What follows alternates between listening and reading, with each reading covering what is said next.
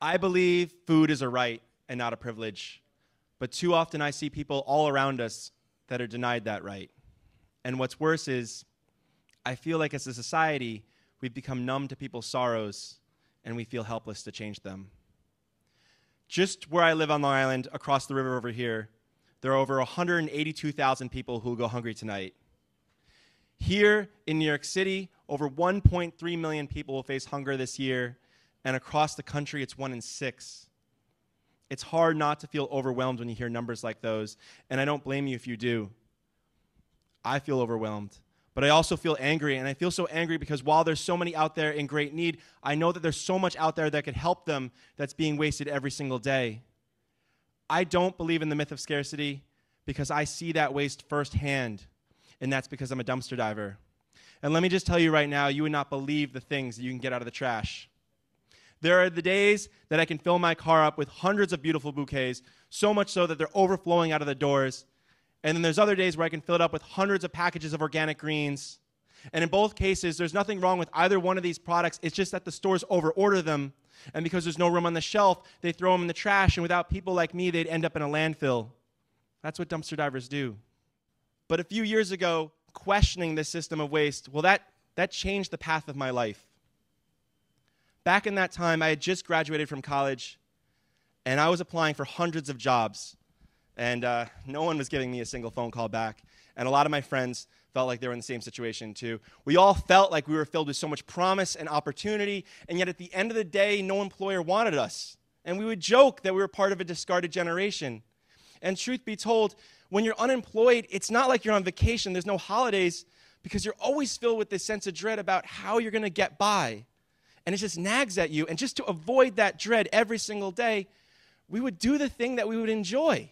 We'd go on these little treasure hunts and we'd jump into trash cans trying to find little treasures for our friends. But even that, in time, started to become tainted. You see, I would go behind a supermarket and I'd find more good food than I could possibly eat, pickup truckloads worth of food.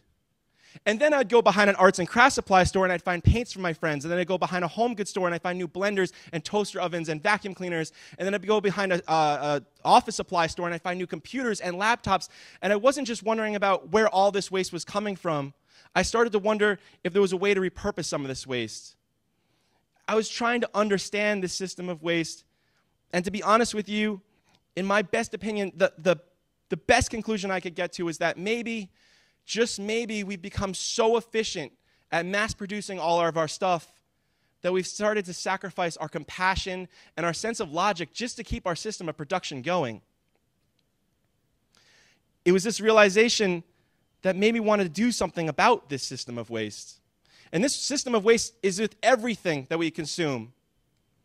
I'd like to do a little exercise with you. I want you to look at the clothes that you're wearing right now. And I want you to think about how those clothes got to you. Because if this was the 1950s, your clothes might have been made right over here in a garment district in the city, by somebody in our communities. But the reality, for the majority of us in this room right now, for the reality in 2018, our clothes are probably made overseas somewhere in a sweatshop by people that are desperate enough to work in terrible conditions for terrible pay.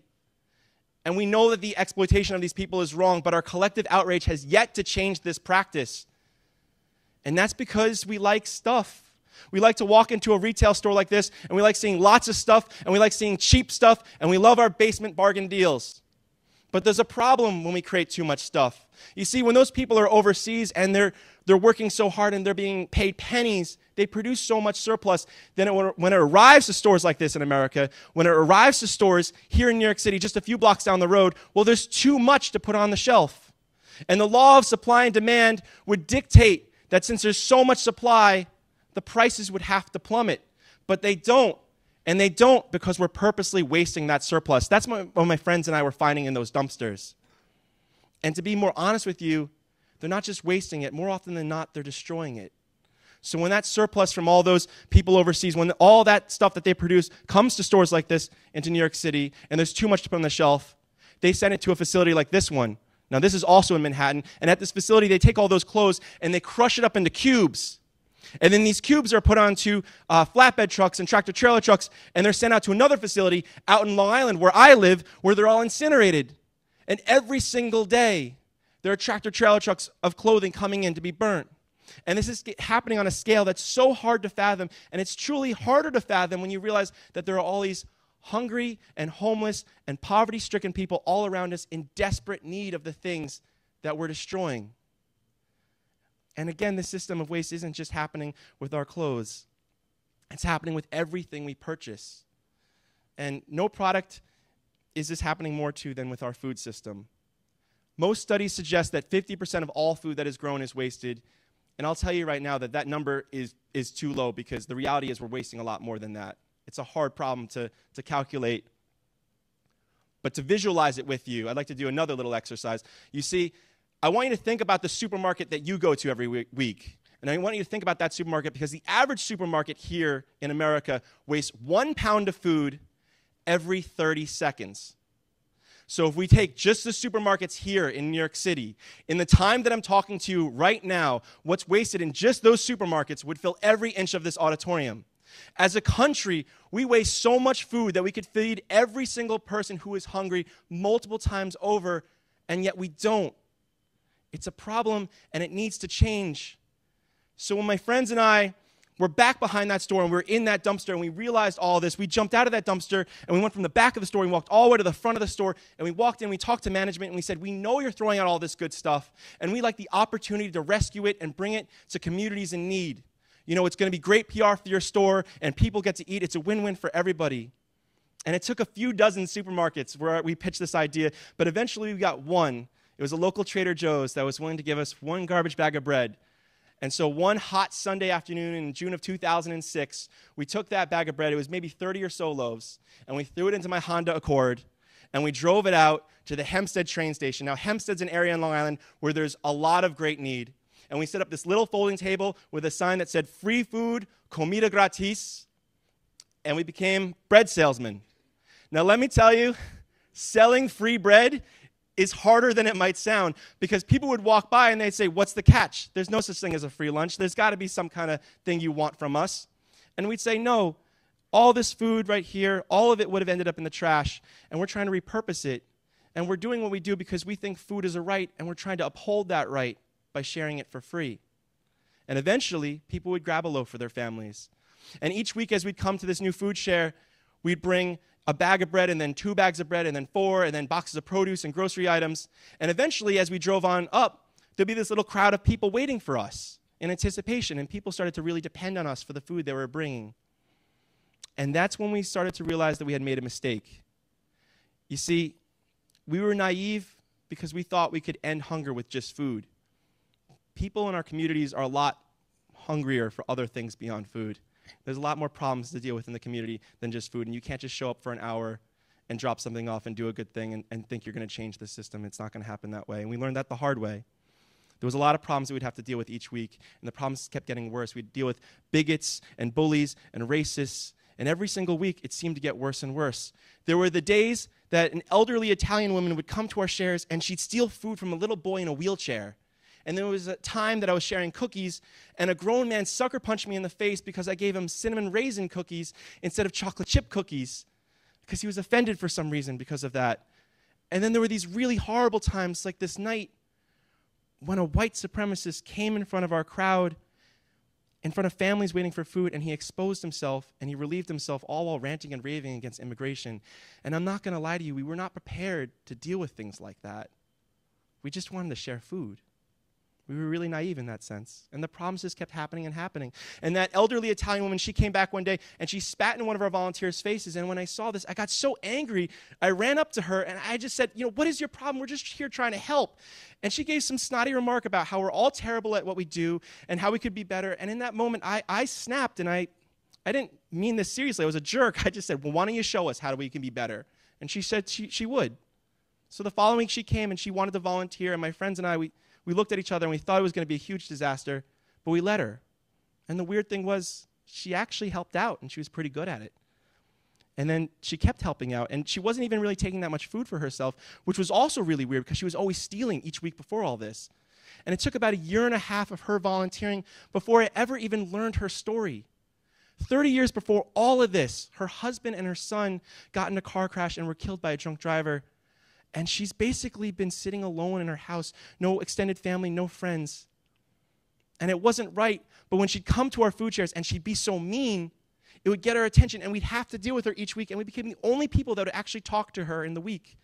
But then when she started volunteering and participating, the meanness started to subside, and to be honest with you, after a few years of participating, she started to volunteer less and less because she made other friends in our community. She made gardening friends and reading friends and knitting club friends, all from a community that stood by her, even at the times when it got spat in the face.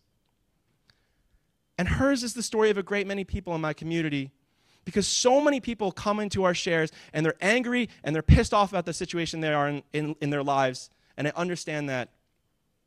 But then something starts to change. You know, that guy who sucker punched me over the cookies, he came back a month later and he apologized, and then he started volunteering a month after that.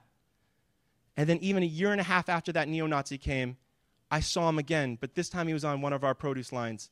And I was walking up, ready to deal with a confrontation, and I saw him being served by one of our volunteers who was an El Salvadorian immigrant. And when she gave him this bag of oranges that he asked for, I saw something that maybe something has changed inside of him. And he comes every week now for food, and while he's never apologized or even acknowledged what he did, I find myself hoping that maybe in some way our community has changed him. You see, when millions of people are left feeling alienated and angry, we as a society, we waste all their potential. All the good that they can contribute, all of it is wasted. And in this manner, every aspect of our society and all our social ills, all of it can be tied to waste, obscene amounts of waste. Every single day, I hear dozens of stories from people in need, and more often than not, those stories start the same. There's always some other to blame for their problems. You see, they don't have a job because all the immigrants steal all the jobs. You see, they're hungry and they need food, but only because they're on hard times, not because they're lazy like all those other people on food stamps. But when these people come to our food shares and they're surrounded by all those other people, people who they've scorned and feared most of their lives, they start to realize that they're all kind of the same. Many people, so many people just lack a real connection to the people around them, and more often than not, the people around them are in the same situations as themselves. So if I've convinced you that alienation and poverty are just another form of waste, then I'd like to take it a step further, because maybe you've already deciphered, but I wholeheartedly believe that the solutions to these wastes are community. And when we realized this back then, we decided to name our organization Community Solidarity, because we wanted to feed our neighbors both to end their hunger for food, but also end their hunger for belonging. We decided that we'd revamp all our food shares and invite anyone to participate in any way they'd like. People could come on down now, and they could organize a clothing collection from their neighbors and bring those clothes to share with their neighbors. And then we invited people with gardens to grow food in their gardens and bring that produce down to share as well. And if people didn't have a garden, they could jump in one of our vans and help us with a donation pickup. Simply put, we decided that we'd make no lines of demarcation between those who needed food and those who wanted to help.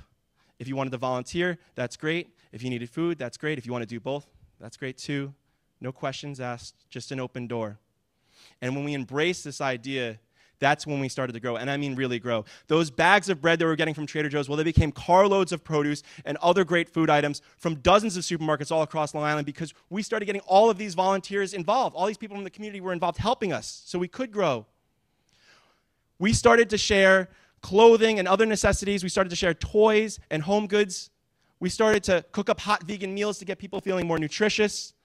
And then we started providing other services to get people on their feet, and we started growing faster and faster and faster until our little community food share of a few dozen people became a massive free community festival of thousands, and I mean thousands. And our first food share in Hempstead sparked the growth of numerous new food shares all across Long Island and New York City. And all of that is now supported by this network of volunteers that operates 24 hours a day, 7 days a week, in the worst of weather. From blizzards to hurricanes, from Hurricane Sandy to Irene, we're the first ones on the ground to help out because we are the people of the community and we're there for each other. And being part of this community has been a remarkable experience for me because I've gotten to volunteer with people that have been as young as 3 and as old as 100, people of every political background and religious creed. And being part of this diverse, growing community has been such a rewarding experience for me because in a way, it's given me what I was yearning for many years ago. It gave me my niche, and it gave me a place of belonging, but it also gave all these other people a sense of belonging and a niche and a purpose. We've created a community for each other by being there for one another. And in a funny way, by taking all of these thousands of people and by forcing them in the same spaces as one another, we force them to confront their others. Those people who they scorned or feared or hated, they start to become people with names like Susan or Bob or Phil. And they start to realize that they can help them out, or perhaps they could be helped out. And together, we create a community safety net. And the impact of this has been truly phenomenal. Since the start of community solidarity and our food shares, we've distributed over 51 million pounds of vegetarian groceries, which have provided over $100 million of assistance. All of that was rescued from the trash. All of it would have been a landfill without our amazing volunteers. And that's not all.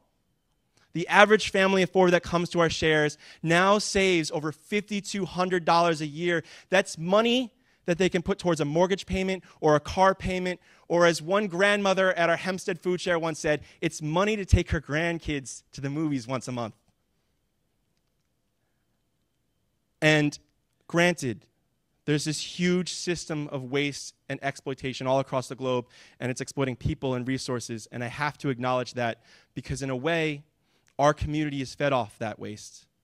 But in another way, our community has shown me that individuals can change and little groups can change. And I truly believe that if we put ourselves to it as a society, we can change too. As Margaret Mead once said, never doubt that a small group of committed citizens can change the world, because indeed it is the only thing that ever has. And I ask you all right now to take those words to heart, because there is nothing special about me that allows me to do what I do. You all can do the same. You know, maybe you want to start your own food share, or maybe you have a completely different idea that you'd like to see happen. Maybe you want to start a community garden or an after-school program. I challenge each and every one of you to make the world that you dream of. And if you're having trouble thinking of a place to start, maybe take a second look at the things and the people that are wasted around us. And think about the hope and the community you can create by repurposing some of that. Thank you.